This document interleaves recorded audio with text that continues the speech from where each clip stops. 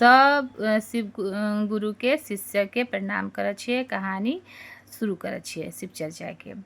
बहुत पहले समय के बात छियै। एक जगह पर दुओ पति पत्नी रहत हथिन। तऽ दोनों पति पत्नी अपन जीविका चलाएला कपड़ा धोए के काम करैत रहथिन।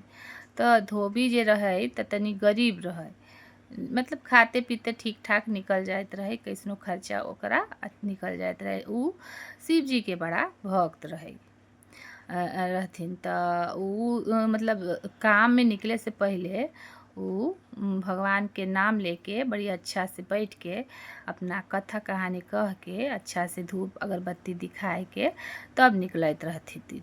तऽ आर उनकर पत्नी जे रहे उ हरदम चीख चीख करैत रहथिन।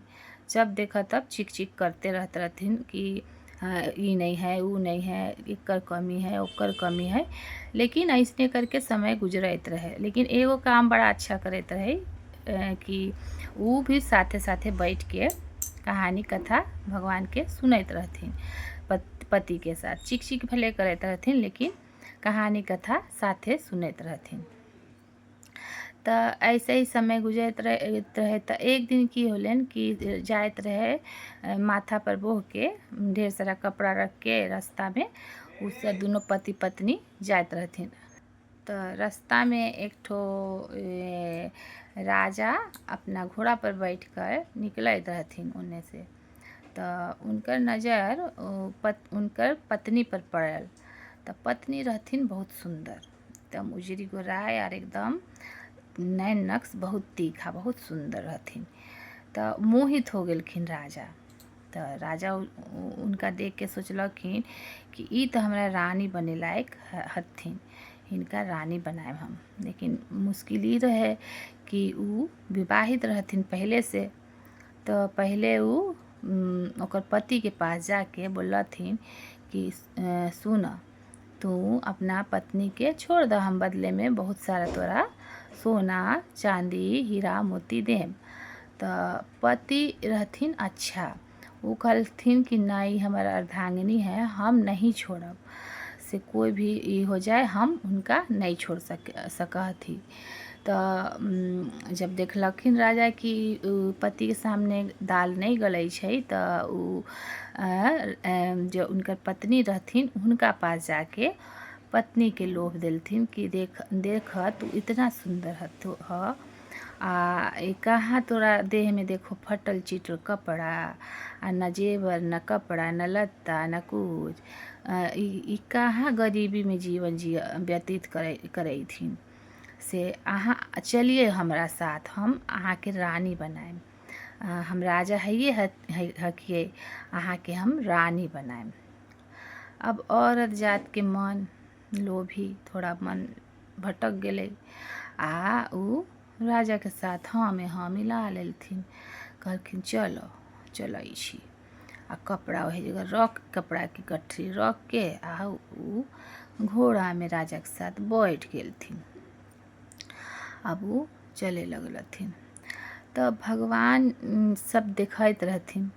एक बार माता पार्वती शिव जी के कहबो करलथिन रह कि अहाँ के ई भक्त इतना बड़ा भक्त है आ इतना पूजा पाठ करै छिन, अहाँ काहे नहीं हिनका कुछ दक्षिण जथिन आ देथिन न।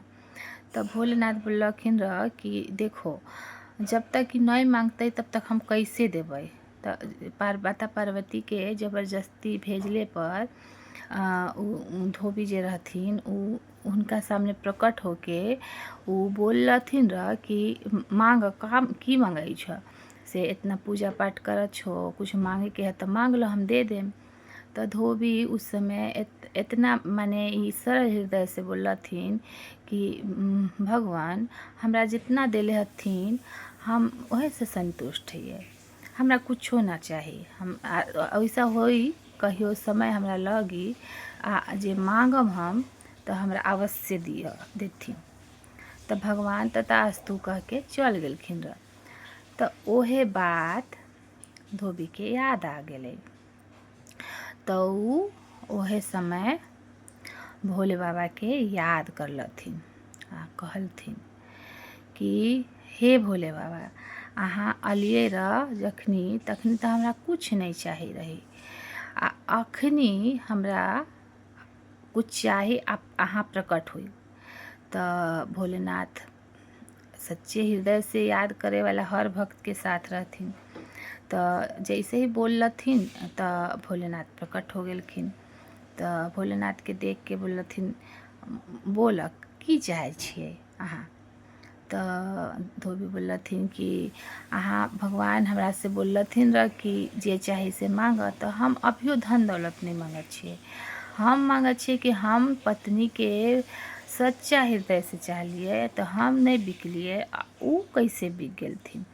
हमरा छोड़ के देखतथिन भोलेनाथ, ऊ राजा के संग में घोड़ा में बैठ के चल गेलखिन हँ। तो हुनका जे रूप पर इतना घमंड छिए, इतना घमंड रूप पर है, ओकरा ऊपर अहाँ भगवान ऐसन आशीर्वाद देथिन हमरा कि जे रूप इतना रूपसी है ओकरा एगो सुअरी बना देथिन। तब भगवान तथास्तु कह देलथिन, अंतर्ध्यान हो गेलखिन। तो वो पीछे से राजा लेके राजमहल में गए।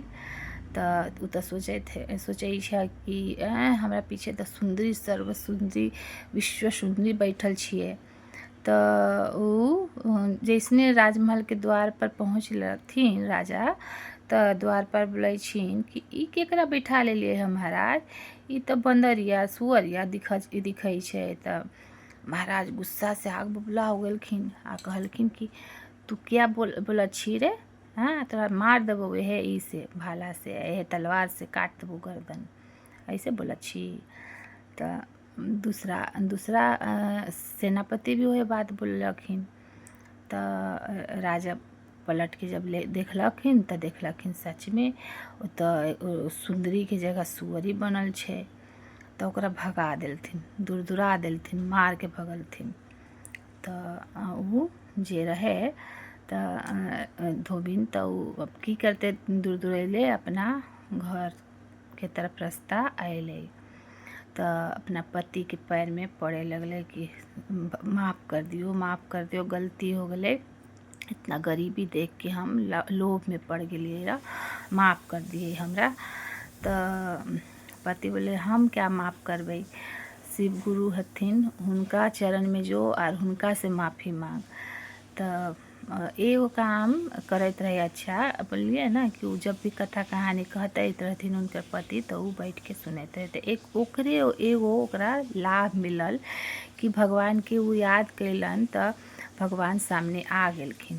तो उ माफ़ी मांगलखिन कि भगवान हमरा क्षमा कर दियो, हम जीवन में कहियो कोई पाप नहीं कैलिए है और हम अपना पति से कहियो कोई गलत काम नहीं कैलिए है, हम खाली गरीबी के चलते तनी सा भटक गेलिए, हमरा क्षमा कर दियो।